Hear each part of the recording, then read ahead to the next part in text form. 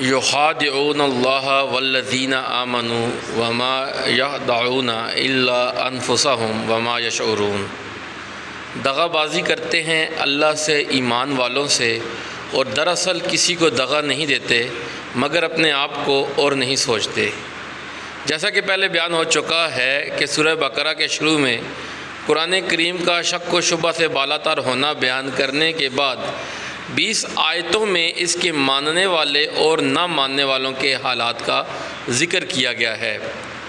اول 5 آیتوں میں ماننے والوں کا تذکرہ متقین کے عنوان سے ہے، پھر 2 آیتوں میں ایسے نہ ماننے والوں کا ذکر ہے جو کھلے طور پر قرآن کا مانندہ انکار کرتے ہیں۔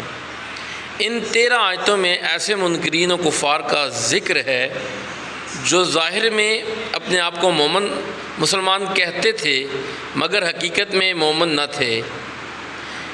ان لوگوں کا نام قرآن میں منافقین رکھا گیا ہے۔ مذکورہ بالا آیتوں میں پہلی 2 آیتوں میں منافقین کے متعلق فرمایا کہ لوگوں میں بعض ایسے بھی ہیں جو کہتے ہیں کہ ہم ایمان لائے اللہ پر، حالانکہ وہ بالکل ایمان والے نہیں بلکہ وہ چال بازی کرتے ہیں اللہ سے اور ان لوگوں سے جو ایمان لا چکے ہیں، اور واقع میں کسی کے ساتھ بھی چال بازی نہیں کرتے بجز اپنی ذات کے، وہ اس کا شعور نہیں رکھتے۔ اس میں ان کے دعویٰ ایمان کو غلط اور جھوٹ قرار دیا گیا، اور یہ کہ ان کا یہ دعویٰ محض فریب ہے۔ یہ ظاہر ہے کہ اللہ تعالیٰ کو کوئی فریب نہیں دے سکتا، غالباً یہ لوگ بھی ایسا نہ سمجھتے ہوں گے۔ ہم اللہ تعالیٰ کو دھوکہ دے سکتے ہیں مگر رسول اللہ صلی اللہ علیہ وآلہ وسلم اور مسلمانوں کے ساتھ ان کی چال بازی کو ایک حیثیت سے اللہ تعالیٰ کے ساتھ چال بازی قرار دے کر فرمایا گیا کہ یہ لوگ اللہ تعالیٰ کے ساتھ چال بازی کرتے ہیں۔ اس لیے اس کا نتیجہ یہ بتلایا گیا کہ یہ بیوقوف اپنے سوا اور کسی کے ساتھ چال بازی نہیں کر رہے ہیں، کیونکہ اللہ جل شانہ تو ہر دھوکہ و فریب سے بالاتر ہیں ہی۔ ان کے رسول اور منافقین بھی اللہ کی وجہ سے ہر دھوکہ و فریب سے محفوظ ہو جاتے ہیں، کوئی نقصان ان کو نہیں پہنچتا، البتہ ان کے دھوکہ فریب کا وبال دنیا و آخرت میں خود انہی پر پڑتا ہے۔ انبیاء و اولیاء کے ساتھ برا سلوک کرنا اللہ تعالی جل شانہ کے ساتھ برائی کرنا ہے۔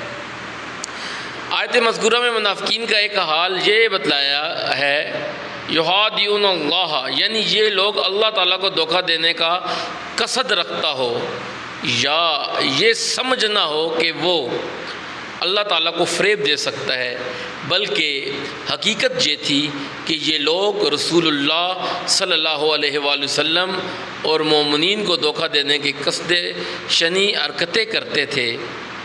اللہ تعالیٰ نے آیت مذکورہ میں اس کو اللہ کو دھوکہ قرار دے کر یہ بتلا دیا کہ جو شخص اللہ تعالیٰ کے کسی رسول یا ولی کے ساتھ کوئی برا معاملہ کرتا ہے وہ در حقیقت اللہ تعالیٰ کے ساتھ ایسا معاملہ کرنے کے حکم میں ہے۔ دوسری طرف حضرت محمد صلی اللہ علیہ وآلہ وسلم کی رفعت شان کی طرف بھی اشارہ کر دیا گیا کہ آپ کی شان میں کوئی گستاخی کرنا ایسا ہی جرم ہے جیسے اللہ جل شانہ کی شان میں گستاخی کرنا جرم ہے۔ پیارے دوستو، اللہ تبارک و تعالیٰ سے دعا کرتے ہیں اللہ تبارک و تعالیٰ ہم سب کو عمل کرنے کی توفیق عطا فرمائے اور راہ ہدایت پہ رب تعالیٰ ہمیں چلائے۔ وآخر دعوانا ان الحمد للہ رب العالمین۔